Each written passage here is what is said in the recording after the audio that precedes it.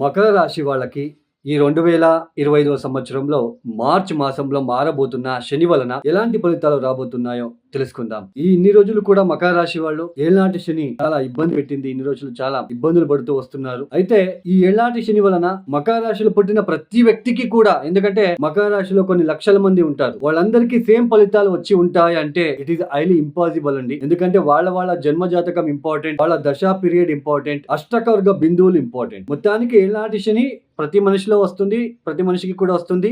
కొన్ని ఇబ్బందులు మనము ఫేస్ చేయాల్సిన ప్రమేయం ఉంటుంది. అవి ఎంతవరకు ఇబ్బందులు, చాలా ఇబ్బందులా లేదా యావరేజ్ గా ఉంటుందా ఇబ్బందులు? సో ఇవన్నీ కూడా మనం ఎలా తెలుసుకుంటామంటే అష్టకవర్గ బిందువులు, దశా పీరియడ్ ఏం జరుగుతుందో మనం చూసుకోవాలి. అయితే ఈ 2025 మార్చి 29 తేదీ తర్వాత శని తృతీయ స్థానానికి వెళ్లి సంచారం ప్రారంభం చేయబోతున్నారు. ఈ తృతీయ స్థానంలో శని రాగానే చాలా మంది యూట్యూబర్స్ లో మీరు చూస్తూ ఉంటారు, యూట్యూబ్ లో మకర రాశి వాళ్ళు కోట్లు సంపాదిస్తారని తమిళ పేరు చూస్తూనే ఉంటారు, వీడియోస్